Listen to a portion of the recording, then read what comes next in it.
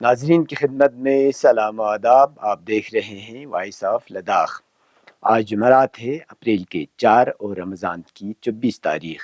آج کی تازہ ترین خبروں کے ساتھ میں سعید ہاشم رضوی حاضر خدمت ہوں. ناظرین سے گزارش ہے کہ بر وقت ویڈیو پانے کے لیے ہمارے چینل کو سبسکرائب کریں، خبریں آخر تک ضرور دیکھیں. آپ دیکھ رہے ہیں آپ کا پسندیدہ news channel voice of Ladakh.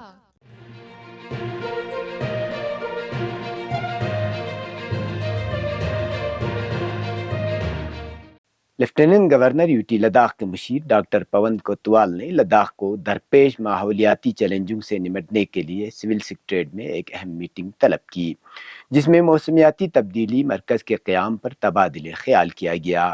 Meeting کے دوران لداخ یونیورسٹی کے وائس چانسلر پروفیسر ایس کے مہتا نے قومی تعلیمی پالیسی 2020 کے ساتھ ہم آہنگ ایک جامع روڈ میپ کا خلاصہ کیا، جس کا مقصد تعلیمی منظرنامے میں انقلاب لانا ہے. انہوں نے انتظامی کارروائیوں کو ہموار کرنے کے لیے ای ثمرت یونیورسٹی مینجمنٹ سسٹم کی اسٹریٹجک تعیناتی کا خاکہ پیش کرتے ہوئے پریزنٹیشن کے ساتھ کارروائی کا آغاز کیا. وائس چانسلر نے تعلیمی کوششوں کو تقویت دینے کے لیے تعاون کو فروغ دینے کے ساتھ عصری تعلیم کے تقاضوں کو پورا کرنے والے سرٹیفکیٹ کورس کے تعارف کے منصوبوں کا خاکہ پیش کیا. ایک اور پریزنٹیشن میں محکمہ سائنس اینڈ ٹیکنالوجی کے ذریعے منظور شدہ ریاستی موسمیاتی تبدیلی مرکز کے قیام پر روشنی ڈالی. یہ مرکز سائنسی طور پر ہمالیائی خطے کے مختلف جہتوں میں ماحولیاتی تبدیلیوں کے خطرے کا جائزہ لینے کے لیے تیار ہے.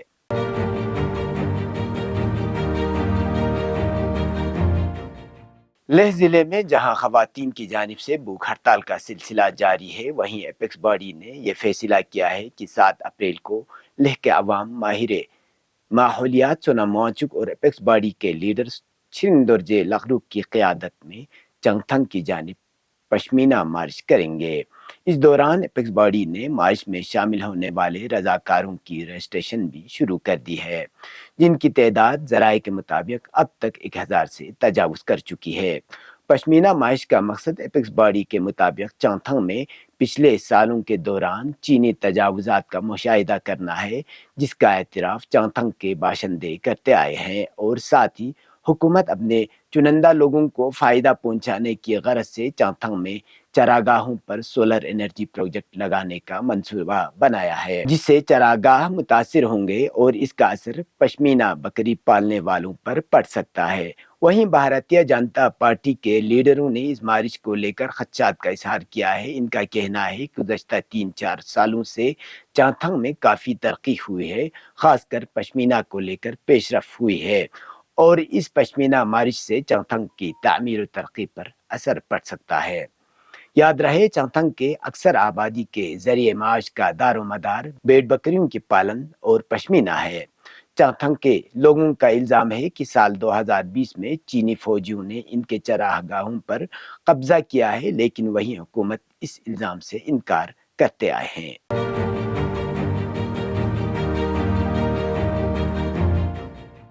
ضلع الیکشن افسر ڈپٹی کمشنر لیہ سنتوش سکھادیوے نے بدھ کو وی سی ہال ڈی سی آفس میں لوک سبھا انتخابات 2024 کی تیاریوں کا جائزہ لینے کے لیے ضلع نوڈل افسروں کے ساتھ ایک میٹنگ کی صدارت کی. سنتوش سکھادیوے نے ضلع نوڈل افسروں کے درمیان گردش کی گئی چیک لسٹ کا جائزہ لیا اور ڈیوٹی پر پولنگ پارٹیوں کے لیے تربیتی سیشن کے انعقاد کی تکمیل اور حیثیت کے بارے میں دریافت کیا.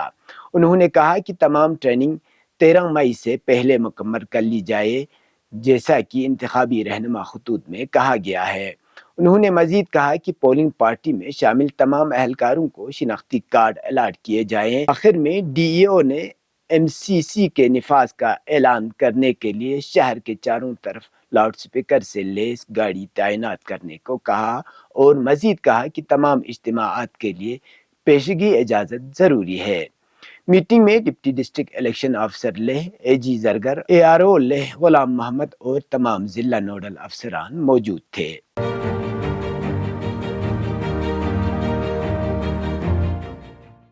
سری نگر لیہ قومی شاہراہ تقریباً ایک ہفتہ بند رہنے کے بعد آج ٹریفک آمد رفت کے لیے کھول دیا گیا ہے۔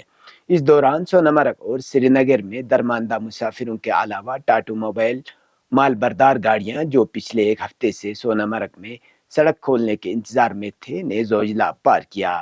واضح رہے زوجلا میں بھاری برف باری اور برفانی تودے گرنے کے سبب ٹریفک آمد رفت کو بند کر دیا گیا تھا، جس کے بعد پروجیکٹ وجائک اور پروجیکٹ بیکن کے عملے برف صاف کرنے کے عمل میں مصروف رہے اور کڑی محنت اور جدوجہد کے بعد آج سونامرگ سے گاڑیوں کو چھوڑ دیا گیا۔ یاد رہے جہاں سڑک بند رہنے کے سبب ماہ مبارک رمضان میں لوگوں کو تازہ سبزی، میوہ، میٹ اور چکن نایاب ہو چکے تھے، تو وہیں سونامرگ میں پچھلے ایک ہفتے سے مسافر خاص کر غیر ریاستی مزدوروں کی خاصی تعداد جو لداخ آنا چاہتے تھے کہ بڑی تعداد بے سر و سامانی کے عالم میں درماندہ ہو کر رہ گئے تھے۔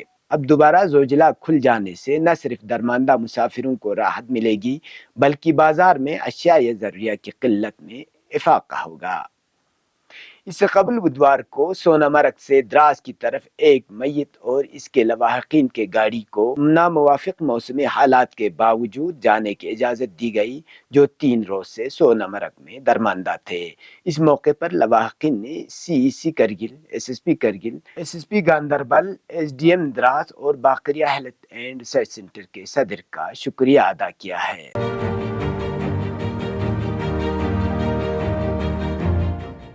گزشتہ 24 گھنٹوں کے دوران کرگل میں درجہ حرارت 0.6 ڈگری سینٹی گریڈ درج کیا گیا، لیہ میں درجہ حرارت -1.8 ڈگری سینٹی گریڈ، دراس میں درجہ حرارت -5.8 اور زنسکار میں درجہ حرارت -7.5 ڈگری سینٹی گریڈ ریکارڈ کیا گیا۔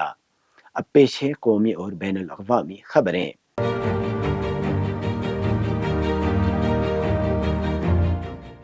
کانگریس پارٹی نے عوام کو دیے گئے 25 گارنٹی کارڈ کی گھر گھر مہم شروع کر دی ہے اور انتخابات کے اختتام سے قبل 8 کروڑ خاندانوں میں ان تمام گارنٹیوں کے کارڈ تقسیم کیے جائیں گے۔ کانگریس صدر ملک ارجن کھرگے نے دلی کے شمال مشرق لوک سبھا حلقے میں گھر گھر گارنٹی کارڈ تقسیم کرنے کی مہم کا آغاز کیا۔ گارنٹی کارڈ 14 مختلف زبانوں میں چھاپے گئے ہیں۔ کانگریس ذرائع کے مطابق گارنٹی کارڈ میں پارٹی کے 15 گارنٹی کارڈز کی تفصیلات ہیں، جن کا کھرگے اور پارٹی لیڈر راہل گاندھی نے تاریخی بھارت جوڑو نیا یاترا کے دوران اعلان کیا تھا۔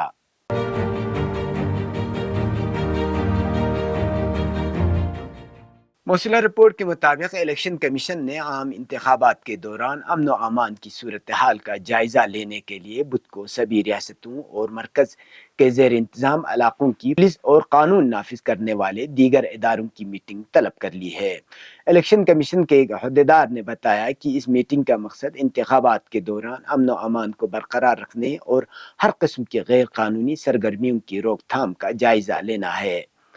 مذکورہ عہدیدار نے بتایا کہ کمیشن کے اراکین آج سے ریاستوں کے دورے بھی شروع کر رہے ہیں۔ ملک کے الیکشن کمیشن نے انتخابات پر اثر انداز ہونے والے کسی بھی چیز یا رقم کی تقسیم پر پابندی لگا دی ہے اور اعلان کیا ہے کہ اس قسم کی ہر سرگرمی غیر قانونی ہے اور ان چیزوں اور رقوم کو ضبط کر لیا جائے گا۔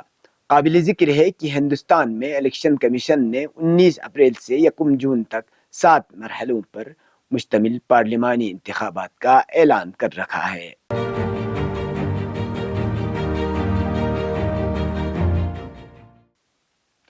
فلسطین کی سما نیوز ایجنسی کے رپورٹ کے مطابق فلسطین کے مقامی ذرائع نے جنین کے جنوب میں واقع قباطیہ میں فلسطینی مجاہدین اور صہیونی فوجیوں کے درمیان شدید جھڑپیں ہونے کی خبر دی ہے۔ اس رپورٹ کے مطابق فلسطینی مجاہدین نے صہیونی فوجیوں کے راستے میں کئی بم دھماکے کیے۔ دوسری جانب غاصب صہیونی حکومت نے اس علاقے میں اپنی امدادی فوج بھی روانہ کر دی ہے۔ غاصب صہیونی حکومت کے جارح فوجی روزانہ ہی غرب اردن کے علاقوں کو جارحیت کا نشانہ بنا رہے ہیں، جہاں فلسطینی مجاہدین اور صہیونی فوجیوں کے درمیان شدید جھڑپیں ہوتی ہیں اور غاصب فوجی فلسطینیوں کی ایک بڑی تعداد کو گرفتار کر لیتے ہیں۔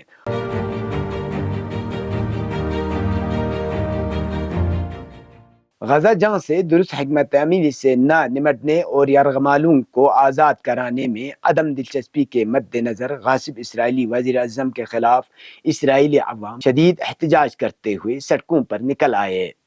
مظاہرہ کے مسلسل چوتھے دن مظاہرین نے نتنیاہو کو فرعون اور غدار جیسے القاب سے نوازا اور ان کے استعفیٰ کا مطالبہ دہرایا۔ ہزاروں اسرائیلیوں نے مسلسل چوتھی رات ریلی نکالی اور وزیر اعظم بنجامن نتنیاہو کی حکومت سے مستعفی ہونے کا مطالبہ کیا ہے اور انہیں غدار قرار دیا۔ جنگ سے درست طریقے سے نہ نمٹنے کے لیے منگل کے احتجاج میں ہزاروں مشتعل اسرائیلی ملک کی پارلیمنٹ کے سامنے جمع ہوئے۔ یرغمال خاندانوں اور سابق وزیر اعظم ایہود بارک کے نتنیاہو کو 7 اکتوبر کی آفت کا ذمہ دار ٹھہرایا اور انتخابات کا مطالبہ کیا۔ یہ تھا اب تک کی خبریں۔ اسی کے ساتھ مجھے اور میرے ساتھیوں کو دیجیے اجازت۔ اللہ حافظ۔